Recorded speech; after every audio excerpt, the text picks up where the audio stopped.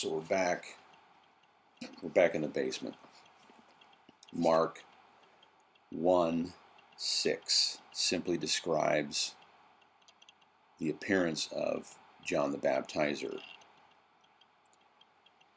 His clothes were woven from camel hair, and he wore a leather belt. His food was locusts and wild honey. It's a pretty short verse, and seems pretty straightforward until you start digging around and you consider how similar that appearance is to the way Elijah was described back in 2 Kings in the Old Testament. And also there's an interesting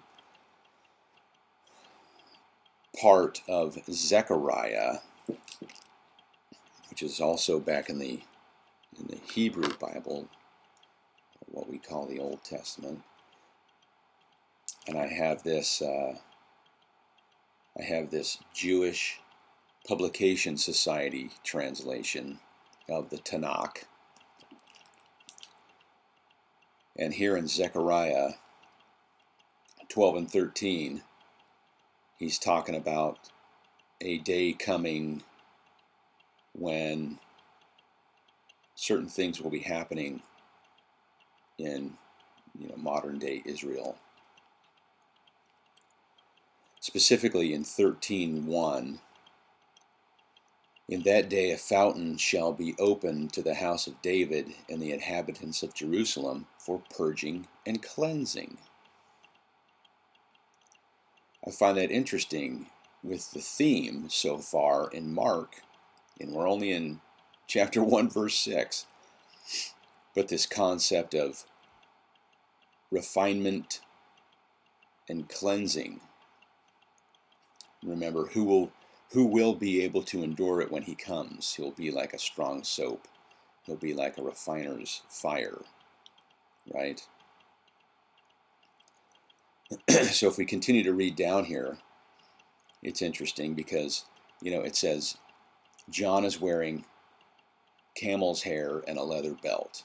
Basically, he's this weird, disheveled looking, hairy guy with a belt out in the desert. Guess who else was? Elijah. In 2 Kings, it specifically says he's hairy and wears a leather belt, and he's hanging out in the desert. In stark contrast to the clean,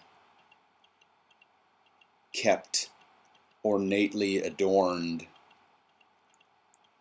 priests and such of the fancy folks in the city, and the what we would call pagan priests, and for that matter even the Jewish or Hebrew priests and the vestiges that they've got made up for themselves and stuff. And now you've got this Elijah character that looks all wild and crazy. And so it is with John out there in the wilderness. So let me see how fast I can get through this here. This is also talking about what prophets wear. In that day, every prophet will be ashamed of the visions he had when he prophesied. In order to deceive, he will not wear a hairy mantle. And he will declare, I'm not a prophet, I'm a tiller of the soil. So that seems to indicate that was almost a common thing for a prophet of God or a speaker for Yahweh, right, to kind of put on this hairy garment as an indication of, I'm separated from the rest of society. I'm speaking for God. I'm trying to get God's work done here. So it seems to me like it wasn't a mistake that John the Baptizer was out in the desert wearing, put on that hairy vest or tunic or whatever it may have been. That was an outward declaration. I'm putting this on. I'm looking like an Old Testament prophet. That's not what they would have called him, but from our perspective, looking back in time, that's what John was doing on purpose, was looking like a prophet of old, saying, hey, I'm speaking for Yahweh here. And one last thing, because we're over time already. But if you continue reading through Zechariah 13, you get down to verse 9, and it talks about 2/3 will perish and 1/3 will survive, and that third will be put into the fire, and I will smelt them as one smelts silver, and test them as one tests gold, and they will invoke me by name, and I will respond to them. I will declare, you are my people, and they will declare, the Lord is our God.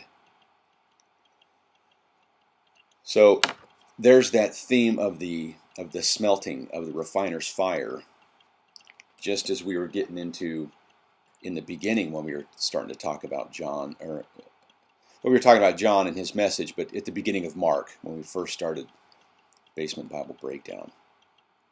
So I'm over a minute past time.